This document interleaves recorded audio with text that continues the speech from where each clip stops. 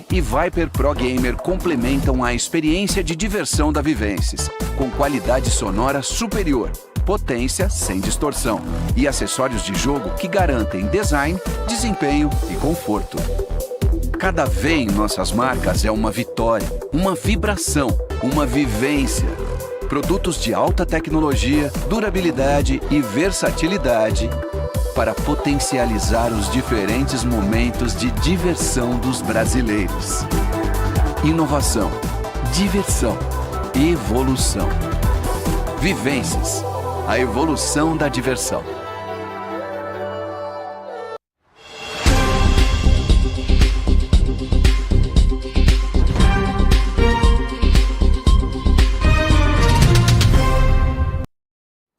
Olá, boa tarde, seja bem-vindo ao seu Jornal da Litoral. Hoje são 17 de julho de 2024. Uma ótima tarde para você que está chegando agora na telinha da sua TV Litoral. Já convido você a interagir conosco pelas nossas plataformas digitais, o nosso facebook.com, também o nosso Instagram e o nosso canal no YouTube. É só você acessar @TV Litoral RN. Começando o nosso JL desta quarta-feira, trazendo para você as primeiras notícias da área da segurança internacional. Novos bombardeios israelenses deixaram dezenas de mortos na faixa de Gaza, incluindo crianças em uma escola administrativa administrada pela ONU. Segundo a Defesa Civil do Território Palestino, em Jerusalém, o primeiro-ministro israelense Benjamin Netanyahu disse que o exército deve aumentar ainda mais a pressão sobre o Hamas. Pelo menos 44 pessoas morreram em 3 bombardeios israelenses lançados sobre a faixa de Gaza, incluindo um contra uma escola administrada pela ONU no campo de refugiados de Nuseirat. Há ainda dezenas de feridos. O balanço foi apresentado nesta terça-feira pela Defesa Civil do Território, acrescentando que os 3 massacres ocorreram em menos de uma hora contra deslocados.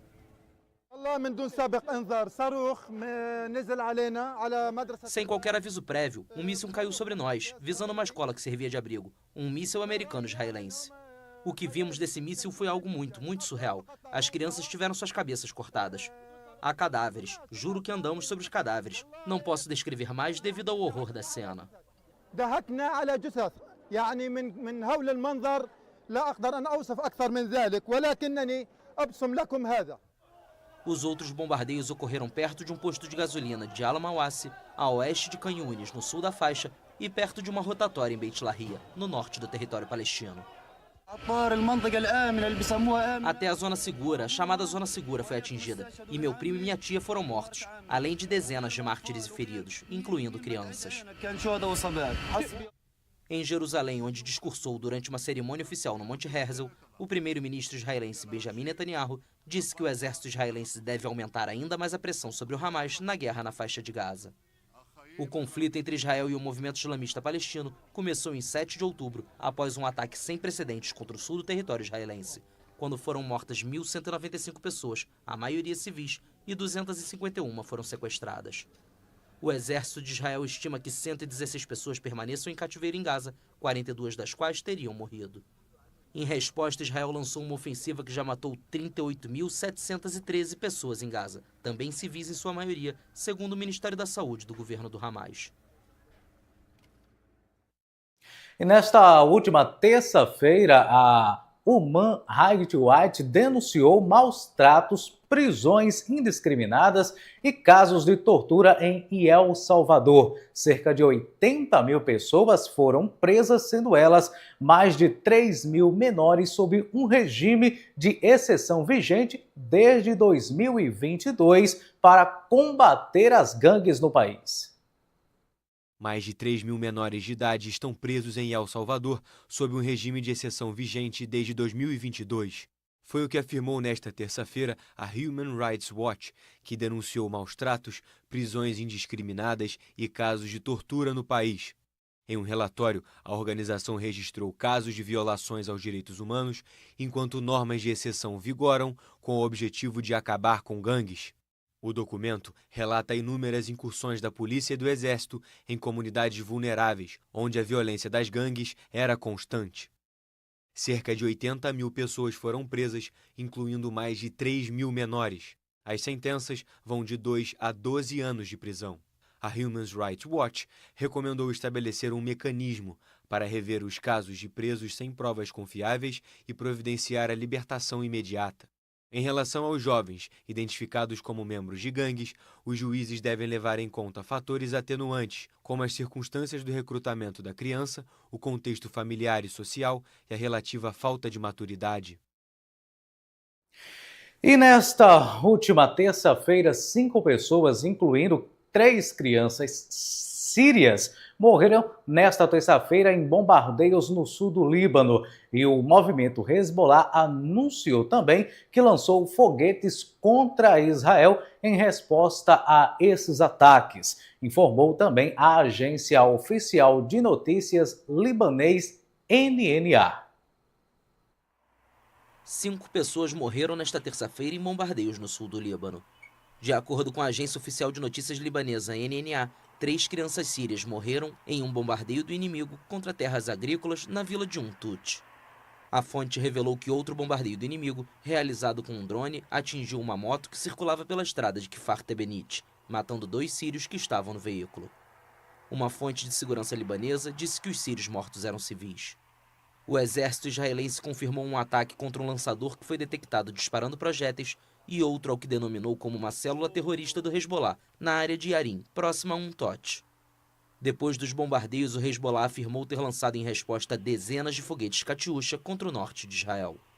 Imagens capturadas na fronteira entre os dois países mostram o domo de ferro israelense interceptando projéteis lançados pelo movimento xiita libanês, e segundo o exército, não há registro de feridos.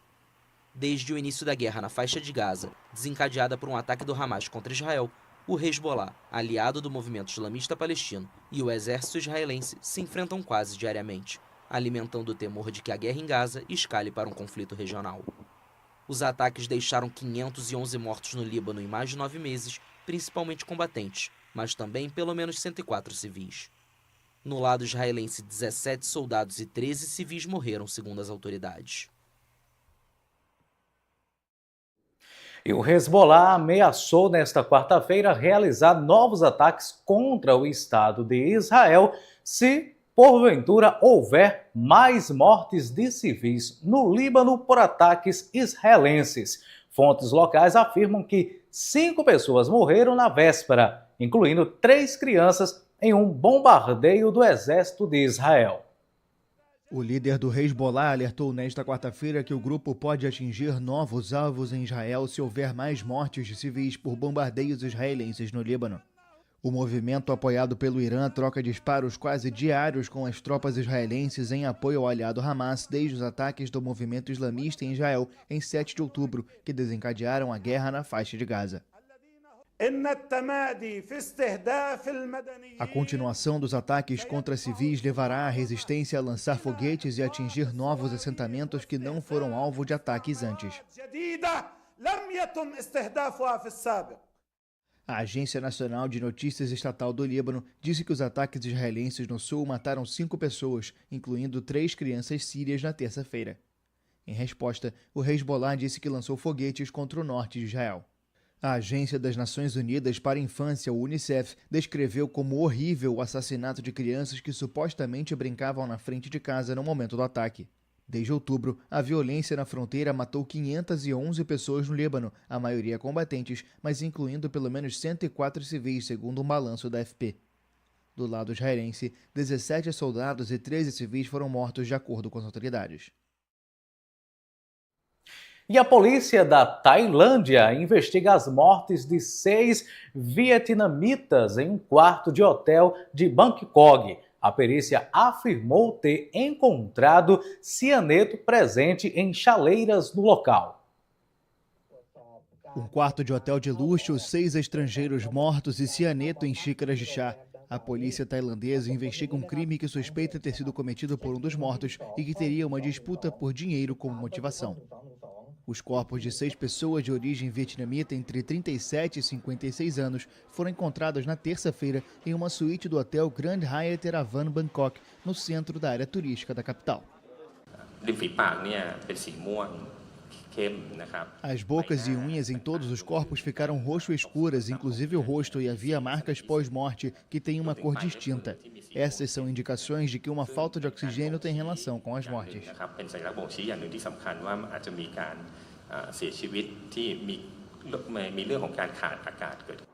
As fotografias da cena do crime divulgadas pela polícia mostraram pratos de comida tailandesa aparentemente intactos em uma mesa e 2 garrafas térmicas ao lado de xícaras de chá, nas quais os primeiros exames detectaram a presença de cianeto. Esta substância é um veneno extremamente tóxico que atua de maneira muito rápida no organismo.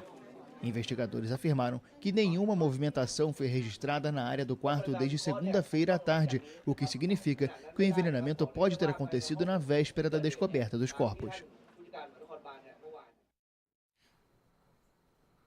E o governador da região russa de Belgorod anunciou nesta última terça-feira que o acesso a 14 cidades vai ficar mais restritos a pessoas em carros blindados e com equipamento de segurança a partir do dia 23 de julho. A Rússia vai restringir o acesso a partir de 23 de julho a 14 cidades fronteiriças com a Ucrânia devido aos constantes bombardeios. O anúncio foi feito nesta terça-feira pelo governador da região russa de Belgorod, Vyacheslav Gladkov, que afirmou que a situação operacional nas localidades é extremamente difícil.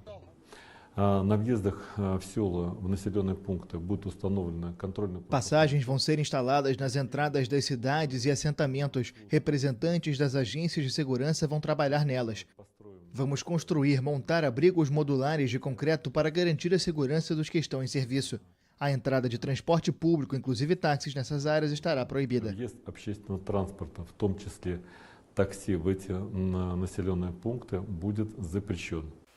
O anúncio foi feito quase 2 meses e meio depois que o exército russo lançou uma ofensiva na região ucraniana de Kharkiv, do outro lado da fronteira, que o presidente Vladimir Putin justificou como uma resposta ao bombardeio ucraniano no território. Forças russas tomaram várias cidades nessa área, mas nunca conseguiram penetrar nas defesas ucranianas e, de acordo com Kiev, Moscou sofreu grandes perdas. O exército ucraniano continua com os ataques quase diários de drones e artilharia na região de Belgorod, alegando ter como alvo apenas locais militares, ainda que haja relatos regulares de vítimas civis.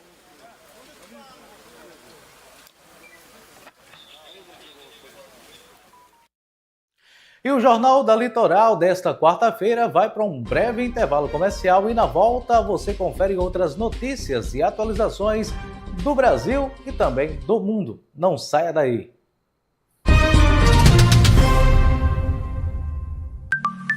DataVero, um novo conceito em pesquisa. Plataforma digital com geolocalização. Resultado em tempo real. Pesquisa eleitoral com credibilidade. Pesquisa mercadológica com segurança. Pesquisa de avaliação administrativa com seriedade. Cliente DataVero tem senha do sistema para acompanhar todo o processo. Instituto DataVero. Pesquisa de verdade. E aí, quer um gole? Não. Não. Não. Não. Não. Não. Não. Não. Não. Não. Não. Não. Nananina. Não! Beber e dirigir merece uma resposta seca. Não. As chuvas chegaram e com elas é preciso atenção redobrada no trânsito. Por isso, faça a revisão dos freios, limpadores e faróis do veículo para melhorar a visibilidade. E verifique se os pneus estão bem conservados. Reduza a velocidade e mantenha a distância do veículo da frente. E não se esqueça de utilizar a seta com antecedência e de ter atenção com os pedestres nas faixas. Com as chuvas, é preciso precaução. Dirija com atenção. Detran. Hoje, queremos enfatizar a extrema importância do treinamento de segurança do trabalho na área de limpeza.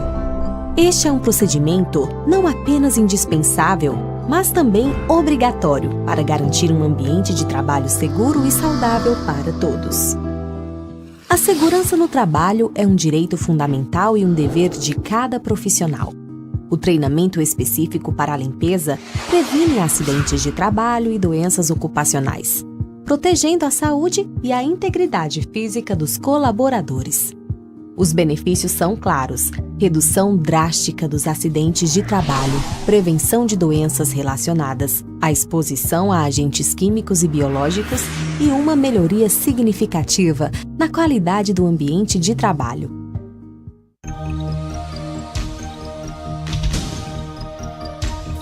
TV Litoral. O Nordeste passa por aqui.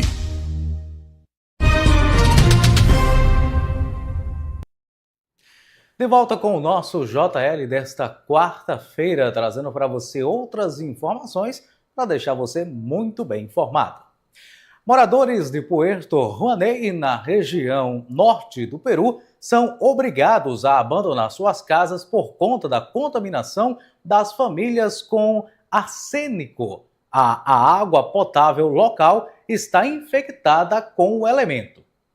Sayuri Moreno, moradora de Puerto Arme, na região norte do Peru, foi obrigada a abandonar sua casa. O motivo da mudança é a contaminação da água potável com arsênico, elemento que a Organização Mundial da Saúde classifica como cancerígeno e uma das 10 substâncias mais perigosas à saúde pública. Sayuri, que amamenta o seu bebê, mesmo afetada de arsênico, soube que estava contaminada no pré-natal. Eles me chamaram para fazer os exames quando eu estava grávida. E foi assim quando nos chamaram para os resultados depois de 3 meses. E nos disseram que tínhamos arsênico.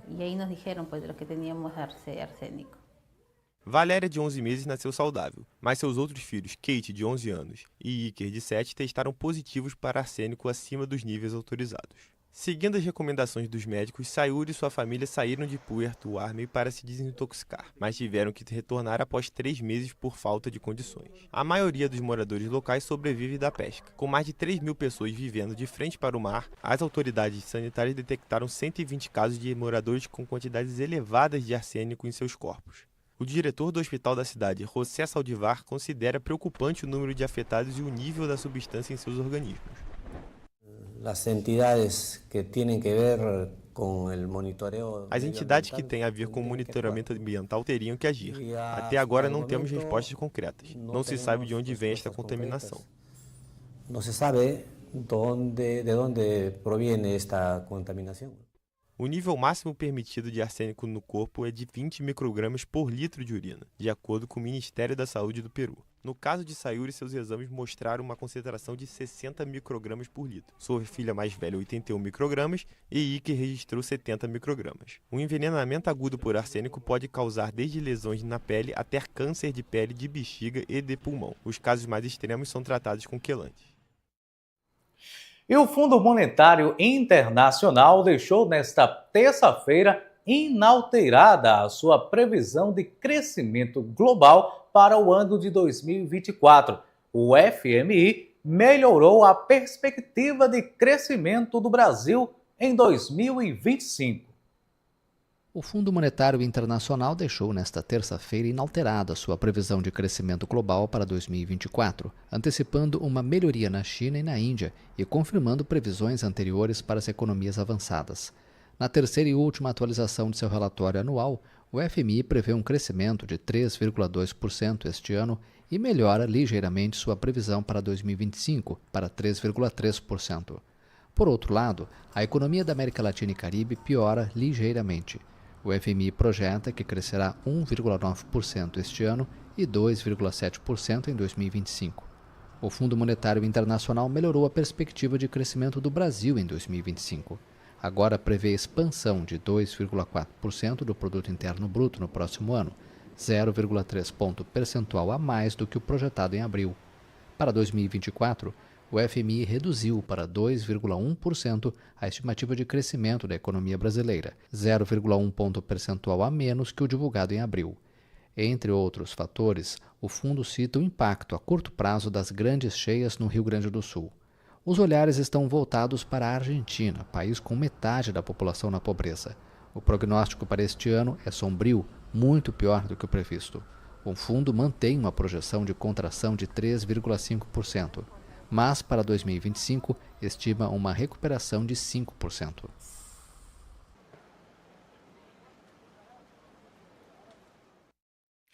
Guerrilheiros da principal dissidência das extintas Farc ameaçaram nesta terça-feira a realização da COP16 sobre biodiversidade em Cali, cidade colombiana mais próxima dos territórios dominados pelos rebeldes. Guerrilheiros do chamado Estado-Maior Central, principal dissidência das extintas Farc, ameaçaram nesta terça-feira a realização da COP16. O encontro sobre biodiversidade vai ser realizado em Cali, cidade colombiana mais próxima dos territórios dominados pelos rebeldes.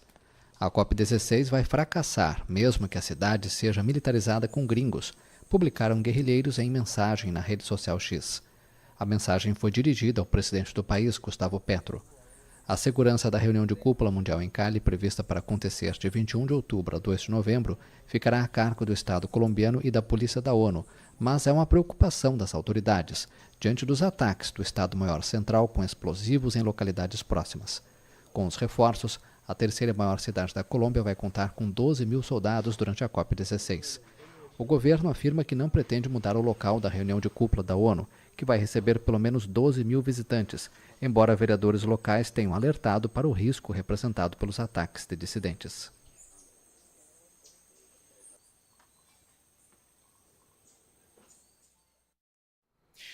E a Justiça Europeia determinou nesta última quarta-feira que a União Europeia não poderia ter tornado confidenciais cláusulas das compras de vacina da Covid-19. O Tribunal-Geral da União Europeia determinou nesta quarta-feira que a Comissão Europeia não deveria ter restringido o acesso público a alguns detalhes e cláusulas dos contratos para comprar vacinas contra a Covid-19. Entre as irregularidades, há a negativa parcial de revelar as declarações que certificam a ausência de conflito de interesse dos membros do Executivo Europeu encarregados de negociar essas compras com as companhias farmacêuticas. Em comunicado, o tribunal com sede em Luxemburgo afirmou que a comissão não ofereceu ao público um acesso suficientemente amplo aos contratos para a compra de vacinas.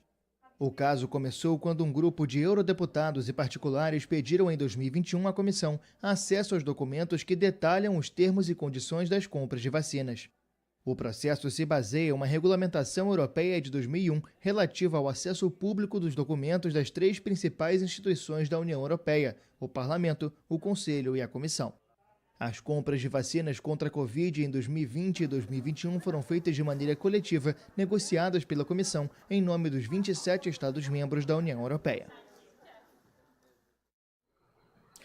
A Ucrânia e a República Tcheca concordaram em produzir em conjunto fuzis de assalto e também componentes de munições em território ucraniano. Também nesta última terça-feira, a Ucrânia e outros 50 países acusam a Rússia de hipocrisia na ONU. A Ucrânia e a República Tcheca concordaram em produzir em conjunto fuzis de assalto e componentes de munições em território ucraniano. Segundo o primeiro-ministro da Ucrânia, será construída uma nova fábrica de cartuchos em seu país. O segundo acordo é para a produção de fuzis Colt CZ Group na Ucrânia. Desde a invasão russa de fevereiro de 2022, a Ucrânia tenta desenvolver sua própria indústria de armamentos para reduzir sua dependência da ajuda militar ocidental. A República Tcheca, um forte aliado da Ucrânia na União Europeia e na OTAN, lidera uma campanha internacional para arrecadar fundos para comprar munições para o exército ucraniano.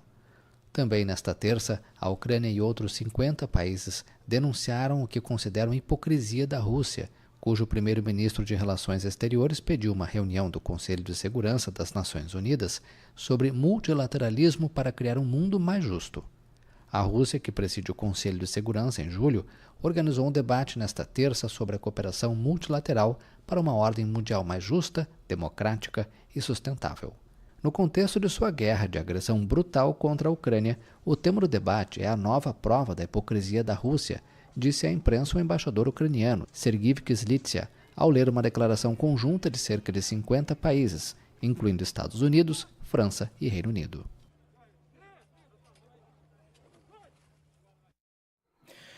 Vamos falar agora de política. O senador democrata Bob Menendez, Um dos políticos mais influentes de Washington foi condenado por corrupção. O político foi declarado culpado nas 16 acusações de suborno, fraude, extorsão e também obstrução de justiça e de receber pagamentos para atuar como agente do governo do Egito e de ajudar um fundo do Catar. O senador democrata de origem cubana, Bob Menendez, foi condenado nesta terça-feira por corrupção e fraude. O representante de Nova Jersey foi declarado culpado nas 16 acusações de suborno, fraude, extorsão, obstrução de justiça e de receber pagamentos para atuar como agente do governo do Egito e de ajudar um fundo do Catar. Segundo a promotoria, ele ajudou empresários em troca de propina entre 2018 e 2022, quando era presidente do Comitê de Relações Exteriores do Senado. Senador desde 2006, o político foi por 14 anos parlamentar na Câmara dos Representantes americana. Durante uma busca à casa da família de Menendez em 2022, a polícia apreendeu quase 480 mil dólares, cerca de 2 milhões e 600 mil reais, em dinheiro escondido em roupas, sapatos e em um cofre. Um conjunto de 13 barras de ouro, avaliadas em 150 mil dólares, também foi encontrado, bem como um carro Mercedes-Benz conversível. Segundo o tribunal, as acusações podem levar o senador a uma pena máxima de 222 anos. A expectativa é que o juiz do caso anuncie a sentença no dia 29 de outubro. E o empresário Elon Musk anunciou que vai transferir empresas da Califórnia após a aprovação de uma lei sobre transgêneros. O bilionário Elon Musk afirmou nesta terça-feira que vai transferir as sedes principais da SpaceX e da rede social X para o Texas. O anúncio foi feito após uma lei na Califórnia bloquear a obrigatoriedade imposta aos professores de avisar aos pais sobre possíveis mudanças na identidade de gênero de um estudante. Essa é a gota d'água, escreveu Musk no X. Devido a essa lei e muitas outras que precederam, que atacaram tanto as famílias quanto as empresas, a SpaceX transferirá sua sede principal de Hawthorne, Califórnia, para Starbase, Texas, escreveu. O magnata da tecnologia também disse que está transferindo a X de sua sede principal em São Francisco para Austin, algo que já havia mencionado antes, mas sem concretizar. Musk já transferiu a sede da Tesla de Palo Alto para Austin. O magnata já expressou seu profundo desdém pelo uso de pronomes neutros e frequentemente zomba dessa prática nas redes sociais, desqualificando-a como parte de uma agenda progressista. O governador Gavin Newsom sancionou a lei na última segunda-feira após um polêmico processo legislativo. O texto reverte as decisões em distritos escolares conservadores, que ordenaram que os professores notifiquem os pais caso um estudante mude o nome ou peça para usar instalações ou participar de programas que não coincidam com seu gênero oficial.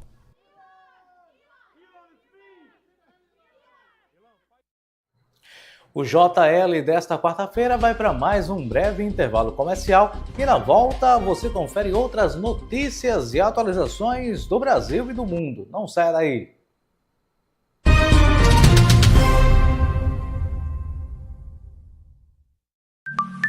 DataVero, um novo conceito em pesquisa. Plataforma digital com geolocalização. Resultado em tempo real. Pesquisa eleitoral com credibilidade. Pesquisa mercadológica com segurança. Pesquisa de avaliação administrativa com seriedade. Cliente DataVero tem senha do sistema para acompanhar todo o processo. Instituto DataVero. Pesquisa de verdade. E aí, quer um gole? Não. Não. Não. Não. Não. Não. Não. Não. Não. Não. Não. Não. Beber e dirigir merece uma resposta seca. Não. As chuvas chegaram e com elas é preciso atenção redobrada no trânsito. Por isso, faça a revisão dos freios, limpadores e faróis do veículo para melhorar a visibilidade. E verifique se os pneus estão bem conservados. Reduza a velocidade e mantenha a distância do veículo da frente. E não se esqueça de utilizar a seta com antecedência e de ter atenção com os pedestres nas faixas. Com as chuvas, é preciso precaução. Dirija com atenção. Detran. Hoje, queremos enfatizar a extrema importância do treinamento de segurança do trabalho na área de limpeza.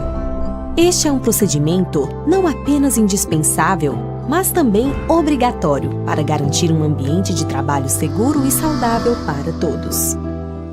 A segurança no trabalho é um direito fundamental e um dever de cada profissional. O treinamento específico para a limpeza previne acidentes de trabalho e doenças ocupacionais, protegendo a saúde e a integridade física dos colaboradores. Os benefícios são claros: redução drástica dos acidentes de trabalho, prevenção de doenças relacionadas, a exposição a agentes químicos e biológicos e uma melhoria significativa na qualidade do ambiente de trabalho.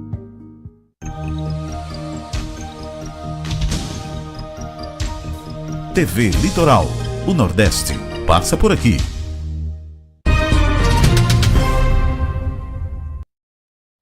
O rei Charles II leu nesta última terça-feira o discurso inaugural do novo mandato. Os trabalhistas assumiram o poder após 14 anos de conservadores no poder.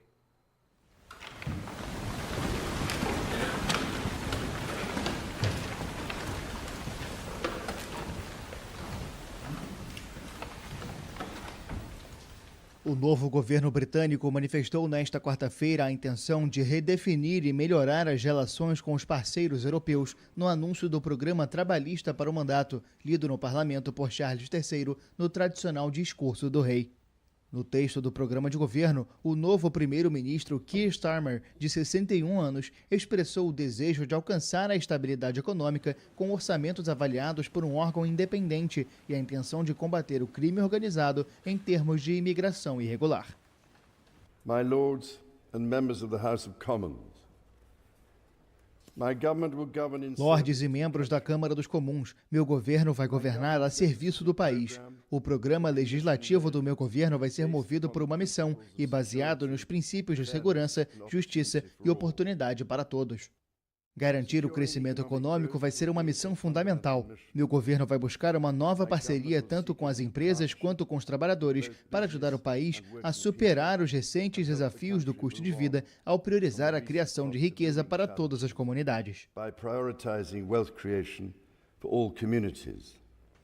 O executivo trabalhista, que chegou ao poder depois de vencer as eleições de 4 de julho, também anunciou a intenção de abolir os direitos hereditários de cerca de uma centena de membros da Câmara dos Lordes. Os quase 800 integrantes da Casa não são definidos por eleição, ao contrário dos membros da Câmara dos Comuns. São nomeados pelo rei e têm poder consultivo. O novo governo também se comprometeu em continuar com o apoio à Ucrânia, além de reforçar o compromisso com uma solução de 2 estados entre Israel e Palestina.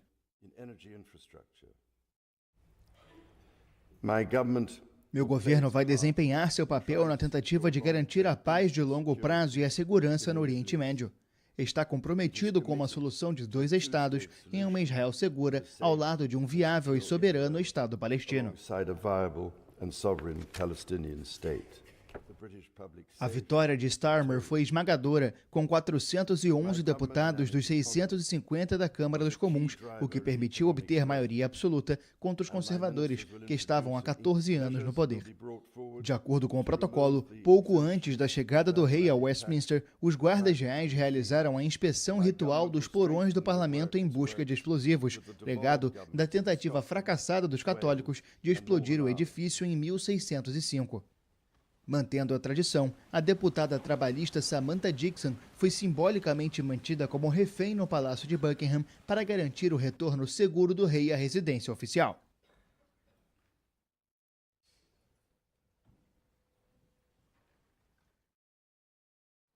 O Parlamento Europeu iniciou a nova legislatura nesta última terça-feira e reelegeu a Roberta Metsola como presidente.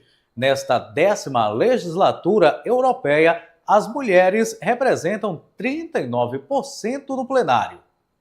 A Eurocâmara, renovada após as eleições europeias de junho, iniciou nesta terça-feira a nova legislatura com a reeleição da conservadora maltesa Roberta Metsola como presidente do parlamento. Metsola recebeu 562 votos e conquistou um novo mandato de 2 anos e meio à frente do Legislativo Europeu. A advogada de 45 anos é presidente do Parlamento Europeu desde 2022, quando era primeira vice-presidente e assumiu o cargo após o falecimento do então titular, o italiano Davi Sassoli. Que honore notre histoire commune.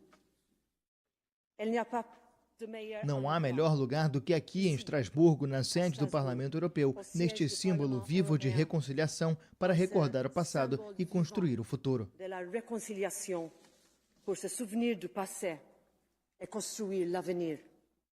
Nesta 10ª legislatura europeia, as mulheres representam 39% do plenário, que tem idade média de 50 anos. Na quinta-feira, o parlamento vai votar se aprova ou não um segundo mandato para Ursula von der Leyen à frente da Comissão Europeia. Depois das eleições de junho, o Parlamento Europeu enfrenta uma conjuntura política difícil com o fortalecimento da extrema-direita. O bloco do Partido Popular Europeu continua sendo o maior do legislativo, seguido pela bancada dos social-democratas.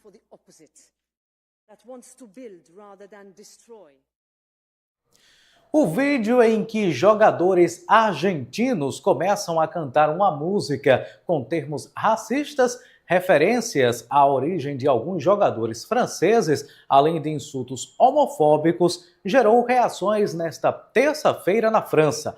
A Federação Francesa de Futebol deve levar o caso à FIFA e uma denúncia por comentários ofensivos de cunho racista já foi encaminhado à Justiça. A Federação Francesa de Futebol vai levar à FIFA o vídeo que circula nas redes sociais em que jogadores da seleção argentina entoam um canto racista aos atletas da França. A informação foi confirmada nesta terça-feira por uma fonte próxima da federação, acrescentando que há a possibilidade de adotar outras ações.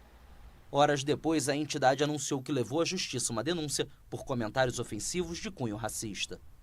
Em um comunicado, a FFF disse que, dada a gravidade das manifestações, que são contrárias ao valor do esporte e dos direitos humanos, o presidente da federação decidiu questionar diretamente o seu homólogo argentino e a FIFA e apresentar uma denúncia à justiça por palavras ofensivas de natureza racial e discriminatória.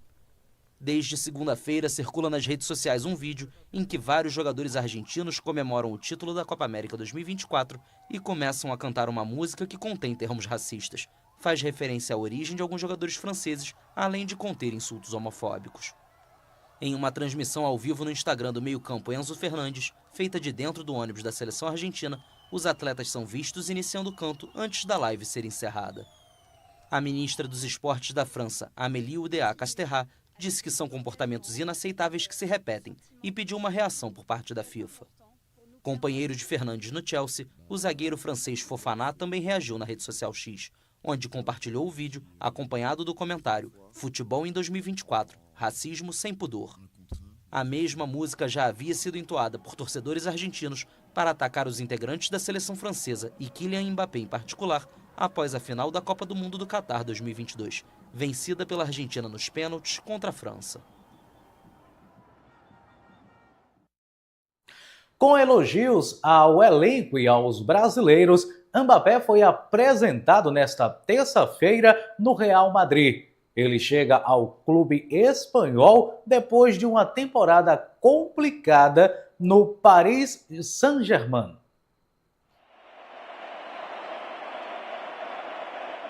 Milhares de torcedores do Real Madrid compareceram ao Santiago Bernabéu nesta terça-feira para uma recepção digna de herói para Kylian Mbappé. Emocionado, o craque francês afirmou realizar um sonho ao vestir a emblemática camisa branca do clube espanhol. O evento no Bernabéu contou com a presença de Zinedine Zidane e teve entrada gratuita, no que se tornou um novo dia de festa para os espanhóis depois da comemoração do título da Espanha na Eurocopa. Me voy a jugar donde quiere el míster. Vou jogar onde o treinador quiser que eu jogue. Posso jogar nas 3 posições do ataque. Joguei em Paris, em todas as posições do ataque, na seleção francesa e também no Mônaco. O mais importante é estar bem física e mentalmente para ajudar o time. É ok que vocês discutam, mas não é o meu papel debater isso. Para mim não é debate. O craque chega a Madrid depois de uma atuação apagada na Eurocopa e de uma temporada complicada no Paris Saint-Germain, marcada pela tensão em torno da renovação do contrato. Na Espanha, Mbappé vai formar um novo sistema ofensivo com os brasileiros Rodrigo e Vinícius Júnior, além do meio inglês Jude Bellingham. Vinícius é jogador único, grande jogador. Vinícius é um jogador único, grande jogador. Estou muito feliz de jogar com ele, com o Rodrigo e com todos os jogadores do Real Madrid, os atacantes e os jogadores de outras posições. Para mim, grandes jogadores sempre conseguem jogar juntos e não acho que vou ter problemas em jogar com o Vinícius. Agora estou aqui para me adaptar ao time e vou me adaptar o mais rápido possível para ajudar Vinícius, Rodrigo e todos os jogadores do Real Madrid a ganhar. Para ajudar Vinícius, Rodrigo e todos os jogadores do equipo de Madrid para ganhar. Desde a última quinta, a camisa com o número 9 do francês é sucesso nas lojas do clube, que estampam o rosto do atacante em todos os cantos. Atual campeão espanhol e da Liga dos Campeões da Europa, o Real Madrid estreia na Liga Nacional fora de casa contra o Mallorca em 18 de agosto.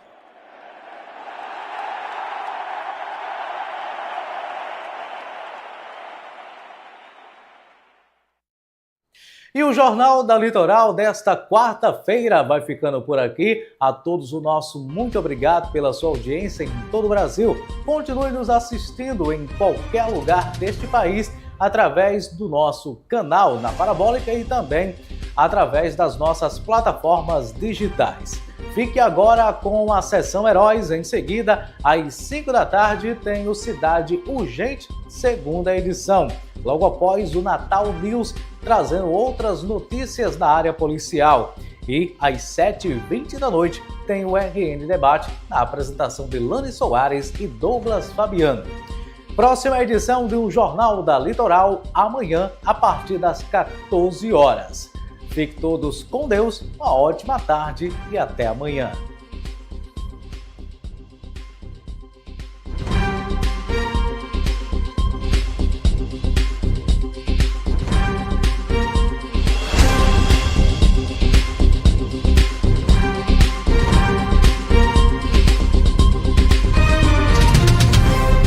Quer facilitar sua vida para assistir mais canais religiosos?